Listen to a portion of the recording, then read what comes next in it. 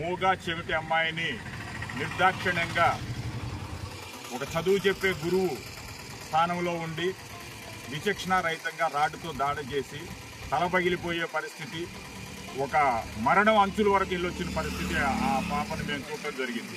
ఇంట్లో ఉన్న 5గురిని కులం పేరును పెట్టి ఎంతో దారుణంగా తిట్టి ఇది సరిపోదు అన్నట్టు తిరిగి వాళ్ళ మీదే వీళ్ళకు ఉన్నటువంటి బలంతో కేసు ఫైల్ చేయటం అంటే అది ఎంత దౌర్భాగ్యమైన పరిస్థితో ప్రతి ఒక్కళ్ళు ఆలోచించాలి.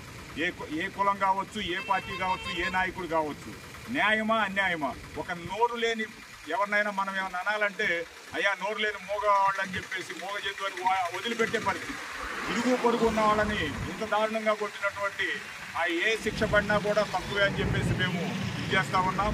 ఈరోజు ఇక్కడ మరి నాతో ఉన్నటువంటి సతీష్ కానీ, రవి కానీ, జనార్దన్ అన్న కానీ, ఇంకా ఎస్సీ ఎస్టీ నాయకులు అందరూ కూడా వచ్చున్నారు. వీళ్ళందరి సమక్షంలో సిఐ గారు మాకు ఇచ్చిన హామీ ఆ కేసును తీసేయటం, వికలాంగుల చట్టం కింద డిజేబుల్ యాక్ట్ని జతపరచడం, అదేవిధంగా డాక్టర్ గారి రిపోర్ట్లు తీసుకున్న తర్వాత 307 అనేది కూడా యాక్ట్ చేస్తామని చెప్పారు. ఇవనేది ఏ ఒక్కటి జరగకపోయినా కూడా మా యొక్క యాక్షన్ అనేది చాలా తీవ్రంగా ఉంటుందని చెప్పి ఈ రోజున బయటకు రావడం జరిగింది. ఇప్పుడు బ్రదర్ సతీష్ మాట్లాడు. నమస్కారం. మరి ప్రకాశం జిల్లా ఆరంచేడులో రజిక మహిళ మరి దివ్యాంగురాలైనటువంటి చెవిటి మూగ సంబంధించినటువంటి పొదిలి దీపిక అమ్మాయిని అతి కిరాతకంగా తల మీద తలబాగలు కొట్టి 14 కుట్లకి ఇదైన బాధ్యులైనటువంటి ఒక ఉపాధ్యాయ వృత్తిలో ఉన్నటువంటి అతను తలబాగలు కొట్టి చాలా బాధ పెట్టా ఉన్నాడు. మరి అతన్ని ఇమీడియట్లీ అరెస్ట్ చేయాలి. మేము ఏదైతే చెబుతున్నామో మరి ఆ అమ్మాయి దివ్యాంగురాలై ఉంది, మరి ఆ సెక్షన్ కూడా అమలు చేస్తున్నారు సిఐ గారు. మరి దీని అందరికీ కూడా తర్వాత 307 కూడా యాడ్ చేయమని చెప్పాము. డాక్టర్ గారు సర్టిఫికేట్ వచ్చిన తర్వాత ఎందుకు పరిశీలిస్తా అని చెప్పారు.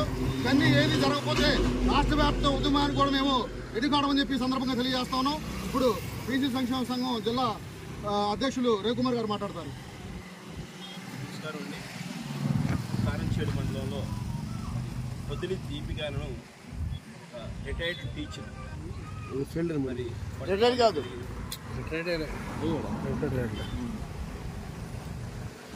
పొద్దులి దీపికను రిటైర్డ్ టీచర్ చేయడం జరిగింది. విద్యావంతుడై ఉండి 10 మందికి సమాజం యొక్క శ్రేయస్సు పైన అవగాహన కల్పించాల్సినటువంటి వ్యక్తి ఉద్రిక్తకి లోనయ్యి నువ్వు ఆయనకి సార్కి పెట్టేసి నువ్వు లైవ్ చేస్తున్నావు డైరెక్ట్. ఓకే చెప్పండి. ఇది లైవ్ వస్తానే ఉంది మొత్తం.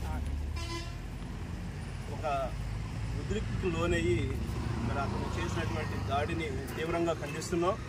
ఇలాంటి చర్యలు మరి మరోసారి జరగకుండా పోలీసు వారు మరి సరైనటువంటి న్యాయం చేయాలని మరి మేము అడిగాము. జరిగినటువంటి దాడి మీద మరి రిపోర్ట్ చేయటము, ఎఫ్ఐఆర్ చేయటం కూడా కొన్ని తప్పులు ఉన్నవి, దాన్ని సరిచేయమని చెప్పి అడిగాము. మరి కొన్ని సెక్షన్స్ కలిపి యాడ్ చేసి మరి వారు మళ్ళీ కేసు నమోదు చేస్తామని చెప్పేసి అని చెప్తున్నారు సిఐ గారు. మరి అట్లానే దాడి చేసి మరలా వారు కేసు పెట్టి మరి బాధితుల మీద మరలా ఎఫ్ఐఆర్ చేయడం అనేది ఒక దౌర్భాగ్యమైన సంఘటనగా మేము ఉన్న విషయాన్ని అందరూ కూడా తెలియపరిచాము. సిఐ గారు, ఎస్ఐ గారు కూడా దర్యాప్తు చేశారు, సంఘటన తీరుని తెలుసుకున్నారు. ఇది జరిగినటువంటి వాస్తవం కాదు. దాడి చేసిన వ్యక్తి ఇచ్చిన ఫిర్యాదును మేము రద్దు చేస్తాము, ఆ కేసు రద్దు చేస్తామని చెప్పి హామీ ఇచ్చున్నారు. హామీని త్వరలోనే 2 రోజుల్లో అది క్లియర్ చేసి మరి ఏవైతే న్యాయపరమైనటువంటి సెక్షన్స్ వస్తాయో అవన్నీ కూడా డిజేబుల్ యాక్ట్ కింద కూడా కేసు నమోదు చేస్తామని అన్నారు. మరి అలానే పిల్ల హాస్పిటల్ ఉంది కాబట్టి ఆ పిల్లకి కావాల్సినటువంటి ఆరోగ్యమైనటువంటి అవసరతలన్నిటికీ కూడా చికిత్స నిమిత్తము బాధ్యతలు కూడా ఎవరైతే దాడి చేశారో ఆ వ్యక్తి తీసుకోవాలి, తానే భరించాల్సి ఉంటుంది. ఇలాంటివి పునరావృతం కాకుండా మరి తీసుకోవాల్సినటువంటి చర్యలన్నిటిలోనూ కూడా పోలీసు వారు మరి కఠినంగా మరి ముందస్తు జాగ్రత్త చర్యలు తీసుకోవాలనేటువంటి విషయాన్ని ఈ సందర్భంగా తెలియజేస్తున్నాం.